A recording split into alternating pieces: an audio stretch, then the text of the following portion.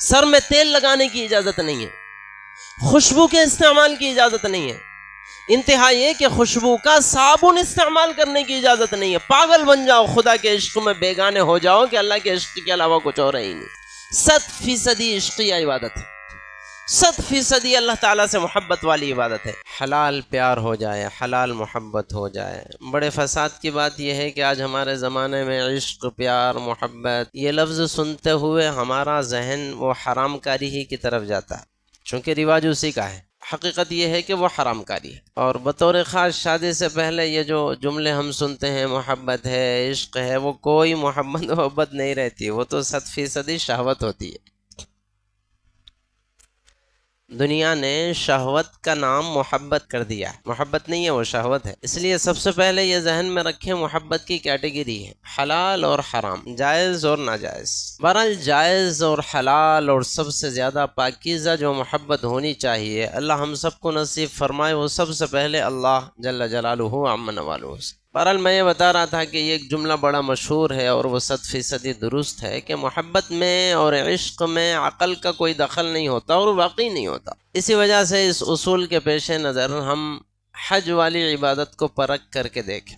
एक एक अमल हज के दरमियान ऐसा है कि अगर हम अक़ली कसौटी पर उसे परख कर देखें, बात समझ में ही नहीं आती कैसी इबादत है ये। भाई आज हज किस चीज़ का नाम है? हज नाम है मिसाल के तौर पर काबतुल्लाह के तवाफ़ करने का, गोल चक्कर लगाने का। कमरा बना हुआ है, एक रूम बना हुआ है, उसके दरमियान चक्कर ही लगानी है खाली। अच्छा, उसमें कोई कुरान पाक की आयत पढ़ना फ़र्ज भी नहीं है। जिन लोगों ने उम्रा किया हो या हज किया हो वो जानते हैं कि चक्कर लगाते हुए बाज़ दुआएं पढ़ी और पढ़ाई जाती है, वो फ़र्ज नहीं है। उसके बगैर भी आपका तवाफ़ करना मुकम्मल हो जाएगा। नमाज मसलन हम पढ़ते हैं तो हमारी अक़ल में बात आती है कि हम अल्लाह के सामने अपने आप को झुका रहे हैं, बात समझ में आई। हमें बात समझ में आती है कि हम हाथ बांध करके यकसू हो गए, सारी दुनिया से हमारी अपनी नज़रें फेर करके किधर बस सजदे की जगह हमारी नज़र लगी हुई है।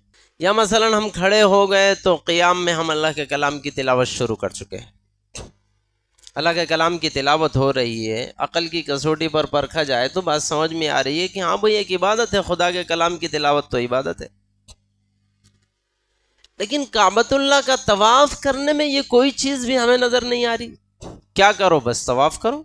हमारी अक़ल काम नहीं करती बज़ाहिर कि भाई चक्कर लगाना, किसी एक रूम के इर्द गिर्द घूमना, ये कैसी इबादत हो सकती है?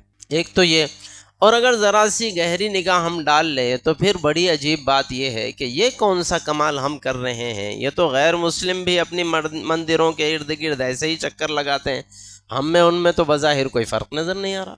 फिर वहाँ से निकले, उसके बाद एक बड़ी इबादत क्या है, वही फिर सफ़ा मरवा के चक्कर लगाओ। सफ़ा मरवा के चक्कर लगाना भी बज़ाहिर कौन सी इबादत महसूस हो रही? उसमें भी हम सब जानते हैं जो दुआएँ पढ़ी जाती है, जिन आयात की तिलावत होती है, वो भी फ़र्ज़ नहीं है, बस चक्कर लगाओ। अच्छा, बड़ी अजीब और ख़ूबसूरत बात यह है कि मसलन काबतुल्लाह है, हम उसके चक्कर लगाते हैं तो जहाँ से हमारी चक्कर शुरू होती है हजर अस्वद की साइड से, एक चक्कर लगा करके दोबारा हम हजर अस्वद पर आ जाएंगे तो हमारी एक चक्कर मुकम्मल होगी। देखें, मतलब है कि अकल से कितनी दूर होने वाली चीज़ का नाम है हज। काबतुल्लाह का हम चक्कर लगाएंगे, तवाफ़ करेंगे तो हजर अस्वद से हमारा चक्कर शुरू होगा, फिर हजर अस्वद पर आने के बाद एक चक्कर मुकम्मल होगी। लेकिन वहीं हम सफ़ा मरवा की सई करने जाएं तो वहाँ ऐसे 7 चक्कर नहीं होंगे, सफ़ा से शुरुआत होगी, मरवा पर जाएंगे तो एक चक्कर मुकम्मल हो गए। फिर दोबारा वापस जब हम सफ़ा पर आएंगे तो लो 2 चक्कर हो गई। हकीकत में तो एक ही चक्कर है। भाई हम सफ़ा से निकले थे, मरवा तक जाकर वापस आए तो अब एक चक्कर होना चाहिए, नहीं, शरीयत ने कह दिया 2 चक्कर हो गए तुम्हारे, तो लो 2 चक्कर। वहाँ पूरा एक मरतबा चक्कर लगा लेना, 1 चक्कर है ठीक है, 1 चक्कर है। यहाँ 1 चक्कर 2 चक्कर है ठीक है, 2 चक्कर है। काबतुल्लाह में हजर अस्वद से तवाफ़ करना शुरू हो रहा था और हजर अस्वद पर ही तवाफ़ ख़त्म होगा। और सफ़ा मरवा की सई का हाल ये है कि हमने सफ़ा से सई शुरू की है लेकिन मरवा पर जाकर के हमारे 7 चक्कर ख़त्म हो जाएंगे। अक़ल में कहीं काम आने वाली बात नहीं है कि ये कैसी इबादत है। इससे बढ़कर आगे कदम बढ़ाएं, शरीयत कहती है कि मीना में जाकर के एक रात क़याम कर लो। क्या है मीना? एक हिस्सा ज़मीन के एक टुकड़े का नाम है, वहाँ जाकर के क़याम कर लो, यही इबादत है। फिर शरीयत आगे बढ़कर कहती है कि वो अरफात के मैदान में जाओ, एक दिन होता है, वहाँ जाकर के 9वीं तारीख को तुम वहाँ से गुजर भी जाओगे, उस मकाम पर पहुँचना ज़रूरी है, बस वहाँ जाकर के भी कोई ख़ास इबादत नहीं है। फ़राइज़ जिसको कहा जाए, सुन्नतें अपनी जगह होंगी, फ़र्ज़ इबादत मैदान अरफात में ठहर जाना बस। और बड़ी हैरतनाक बात मैं आपको बताऊं, मैदान अरफात में ठहर जाना सबसे बड़े हज का रुकन है। हज का सबसे बड़ा रुकन मैदान अरफात में ठहर जाना है। दूसरे अमाल अगर खुदा न खास्ता ना भी हों तो फिर उसकी शक्लें हैं हज मुकम्मल करने की, लेकिन मैदान अरफात में पूरा दिन गुजर गया और आपने मैदान अरफात में अपने आप को नहीं ठहराया या वहाँ से गुजरे भी नहीं, तो आपका हज ही नहीं हुआ। सबसे बड़ा रुकन मैदान अरफात में ठहरना है, और बज़ाहिर उसमें कोई इबादत नज़र नहीं आती। एक खित्ते का नाम है, एक ज़मीन का एक हिस्से का नाम है अरफात, वहाँ चले जाना बस काफ़ी है हज हो जाने के लिए। क्या इबादत नज़र आ रही है इसमें? फिर वो रमी जमरात का मसला, शयातीन को कंकरियाँ मारो। क्या नज़र आ रहा है हमें? शैतान नज़र आ रहा नहीं, वहाँ बनी बनाई दीवार है, पिलर है बना बनाया हुआ, उसको कंकरी मारो, और वो इबादत है। एक बने हुए पिलर को कंकरी मारना इबादत है। अब आप थोड़ा सा अकल की कसौटी पर परख करके देखें, ये कैसी इबादत है? क्या है इसमें कि जिसकी वजह से इबादत हो रही है? अच्छा, वो भी फिर उसमें भी क़ुयूदात है, बड़ी कंकरी मारने की इजाज़त नहीं है, चप्पर मारने की इजाज़त नहीं है, और उठा के जैसे चाहे मारने की इजाज़त नहीं है, बस उंगलियों में रख कर फेंकने की इजाज़त है, काफ़ी है। अकल काम नहीं करती।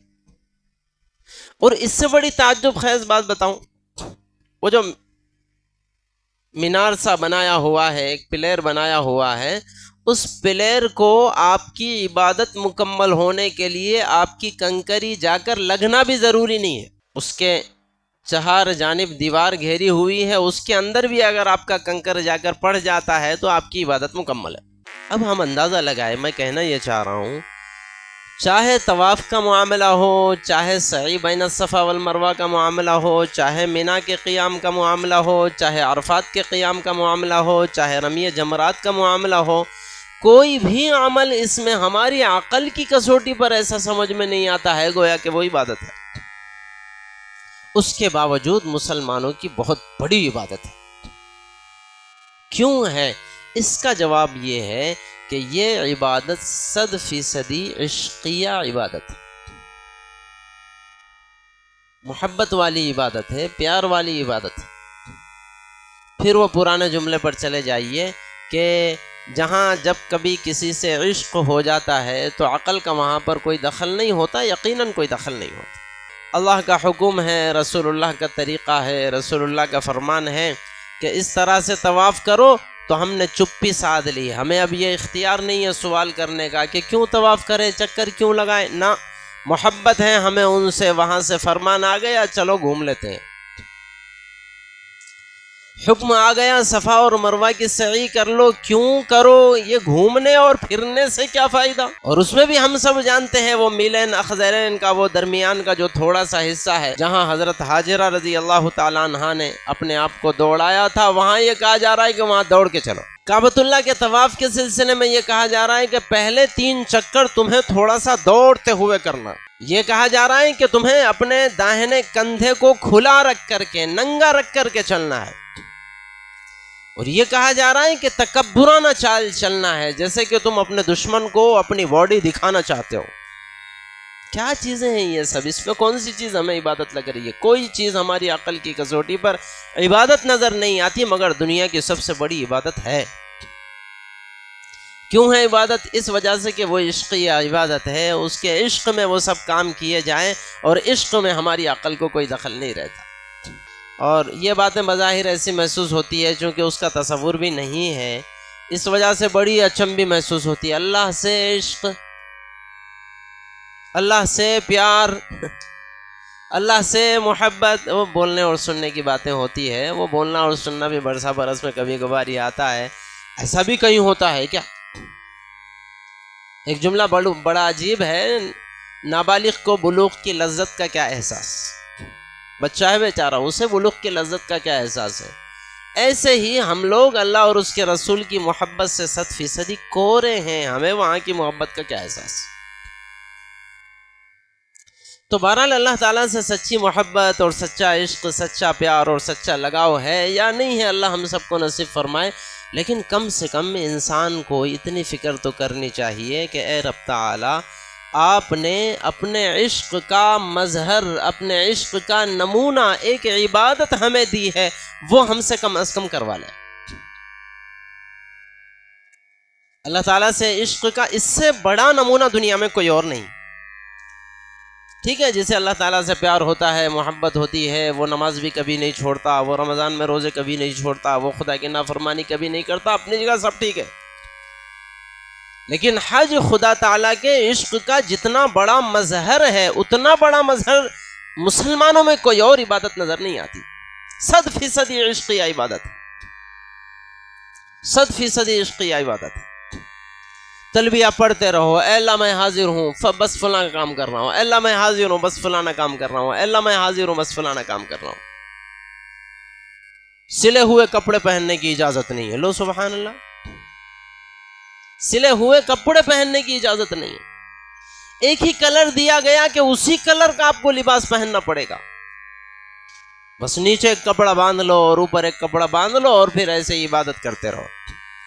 सर में तेल लगाने की इजाजत नहीं है, खुशबू के इस्तेमाल की इजाजत नहीं है, इंतहा ये कि खुशबू का साबुन इस्तेमाल करने की इजाजत नहीं है। पागल बन जाओ, खुदा के इश्क में बेगाने हो जाओ कि अल्लाह के इश्क के अलावा कुछ और ही नहीं। हमारे आज़ा वो जवारे वो कर रहे हैं जिसकी हमारी अकल इजाजत नहीं देती। सही बैन सफा वल मरवा अकल इजाजत नहीं दे रही, काबतुल्लाह का तवाफ अकल इजाजत नहीं दे रही, मिना में क़ियाम अकल इजाजत नहीं दे रही, रमिय जमरात अकल इजाजत नहीं दे रही, अरफात का क़ियाम अकल इजाजत नहीं दे रही। और उन्हीं अय्याम में करना है, उसी औकात में जाना है, फुला जगह ही दो नमाजें पढ़नी है, फुला जगह ही 3 नमाजें पढ़नी है, फुला जगह ही 1 नमाज पढ़नी है। ये सारे कामों में अकल इजाजत नहीं दे रही। उसके बावजूद मेरी जुबान रत्बुल लिसान है अल्लाह तबारक व तआला की तस्बीह और तकबीर से। और इससे बढ़कर क्या होगा कि मेरे आज़ा वो जवारे सारे के सारे वो काम कर रहे हैं जिसकी मेरी अकल इजाजत नहीं दे रही है। उसके बावजूद झुककर मेरी जुबान कह रही है अल्लाह मैं हाजिर हूँ, अल्लाह मैं हाजिर हूँ, अल्लाह मैं हाजिर हूँ। 100% इश्क़िया इबादत है, 100% अल्लाह ताला से मोहब्बत वाली इबादत है। इसलिए हमें यह तमन्ना और चाहत होनी चाहिए कि अल्लाह ताला हमें भी बुलाए, हम भी काबतुल्लाह का तवाफ करें, हम भी खुदा ताला के दीवानों में शामिल हो जाएं। कल क़ियामत में जब हम भी जाएं तो खुदा ताला को दिखा सके बारी ताला मेरी अकल काम नहीं कर रही थी, उसके बावजूद देख मैं तेरे घर का तवाफ कर रहा था। अल्लाह मेरी अकल काम नहीं कर रही थी, उसके बावजूद देख सफ़ा मरवा की सही कर रहा था। अल्लाह ये मैंने सब कुछ तेरी मोहब्बत में किया है, तेरी मोहब्बत में लाखों भी मैंने लुटाए, इतने दिन भी मैंने लगा दिए, वहाँ की तकलीफ़ें और मशक्क़तें बर्दाश्त की। सिला हुआ कपड़ा तूने कहा पहनने की इजाज़त नहीं, मैंने सिला हुआ कपड़ा भी अपने बदन पर नहीं डाला और फिर दीवानावार तेरी मोहब्बत में घूमता रहा, उसी ज़रिए से मेरी मग़फ़िरत हो जाए। तो इसलिए दोस्तों और बुज़ुर्गों, आज की इस गुफ्तगू का सबक गोया कि ये है, अल्लाह ताला से इश्क़ और मोहब्बत का सबसे बड़ा मज़हर अल्लाह तबारक व तआला का एक हुक्म हज जैसी इबादत है। हम सब को तमन्ना होनी चाहिए कि अल्लाह ताला हम सब का हज करवा ले। आम तौर पर एक बात है, वो आदमी ये चाहता है कि घर बने जाने के बाद मैं हज कर लूँ, जायज़ नहीं है। सुन लीजिए, आदमी के पास इतना माल आ जाए कि वो सफ़र कर सकता हो हज का, और सफ़र से जाकर वापस आने तक अपने बीवी बच्चों के लिए, घर बार के लिए सही इंतज़ाम कर सकता हो, उनके खिलाने पिलाने रहने कपड़े वगैरह का इंतज़ाम कर सकता हो, तो फिर ऐसे बंदे पर हज फ़र्ज़ हो गया। हाँ, जहाँ तक मसला बेटियों की शादियों का है तो इस सिलसिले में बड़ी बात है, चूँकि हमारा मुआशरा गलीज़ हो गया, गंदा हो गया, मुआशरे में चोर पैदा हो गए बच्चे वाले, मुआशरे में डाका जनी करने वाले बच्चे वाले पैदा हो गए, मुआशरे में सबसे बड़े लुटेरे पैदा हो गए, भिखारी पैदा हो गए। इसलिए हम क्या करेंगे, मजबूर है, हज करने जाएंगे तो बेटी घर में बैठी रहेगी, तो फिर काबिले सोच है बेटियों की शादियां रख करके भी आदमी हज करे कि ना करे, वो अलग मसला है। हाँ, अगर चोर नहीं आने वाले हैं मसलन हमारे घर पर, डाकेबाज नहीं आने वाले हैं हमारे घर पर, भिखारी लोग भीख मांगने वाले नहीं आ रहे, मुआशरा हमारा इतना पाकबाज आ गया, तब कोई मसले की बात नहीं है, बेटियों की शादियों को भी रखा जाए और हज किया जाए। बाकी हमें यह फिक्र होनी चाहिए कि पूरी दुनिया में, पूरी रुए जमीन पर उससे बाबरकत जमीन कोई और हो नहीं सकती। अंदाजा लगा, एक नमाज 1,00,000 नमाजों का सवाब रखती है, एक नमाज 50,000 नमाजों का सवाब रखती है, उससे मुकद्दस सरजमीन और क्या हो सकती है।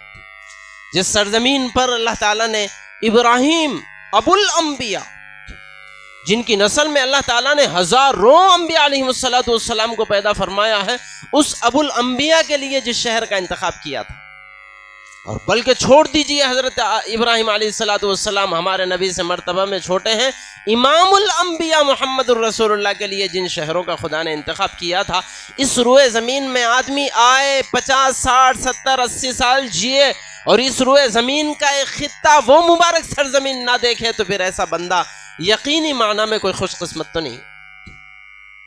इसलिए हमें यह जज्बा रखना चाहिए कि बारी ताला इन निगाहों से काबतुल्लाह को देखना नसीब फरमा, इन निगाहों से अल्लाह के रसूल सल्लल्लाहु अलैहि वसल्लम के गुंबद खजरा को देखना नसीब फरमा। ऐ अल्लाह, मैं अगरचे हुजूर की कब्र अतहर को देख सकूं या ना देख सकूं, लेकिन हुजूर की कब्र के सामने जो जालियां हैं, इन गुनाहगार आंखों को, उन जालियों को देखना नसीब फरमा। नसीब फरमा के ये गुनाहगार हाथ उन जालियों को हाथ ही लगा ले। नसीब फरमा के ये गुनाहगार हाथ काबतुल्लाह के गिलाफ को ही हाथ लगा ले, काबतुल्लाह के पत्थर को ही हाथ लगा ले। दुआ नसीब फरमा के ये गुनाहगार आंखें तेरे काबतुल्लाह की दीवार को चिमट कर एक दो आंसू ही बहा ले। मुहम्मदुर रसूलुल्लाह के रोज़े के करीब ठहर कर आका सल्लल्लाहु अलैहि वसल्लम पर दुरूद ही भेजना नसीब हो जाए। यह हमें दुआ भी करनी चाहिए और एहतमाम भी करना चाहिए। इस बात की तमन्ना और तड़प भी रखनी चाहिए। आदमी सिर्फ 2 चीज़ों का मुकल्लफ है, नंबर 1 दिल से पक्का इरादा और चाहत, नंबर 2 उसकी कोशिश। बंदा अगर ये 2 काम कर लेता है, या तो रब ताला दुनिया में उसके लिए रास्ता आसान फरमा देते हैं, वरना यकीन माने अगर सच्ची पक्की तड़प हो और सच्चे पक्के दिल से हमारी उसके लिए कोशिश भी हो, तो अगर हमने हज किया हो ना किया हो, उम्रा किया हो ना किया हो, उन मुबारक सरजमीन को देखा हो ना देखा हो, कल क़यामत में अल्लाह तबारक व तआला वो सवाब हमें नसीब फरमाएंगे। तो जो चीज़ हमारे बस में थी वो हमने कर लिया। बारी ताला जो बस में मेरे नहीं था वो मैं कर भी नहीं सकता था, इसलिए मैं माज़ूर हूँ। दुआ फरमाइए अल्लाह ताला मुझे भी और आपको भी इन इबादत की कदर की तौफीक नसीब फरमाए और दुनिया के बहुत सारे कामों से ज़्यादा हमें अहमियत हज को और उम्रे को देने की तौफीक नसीब फरमाए। आमीन व आखिर दावाना अनिल हम्दुलिल्लाहि रब्बिल आलमीन।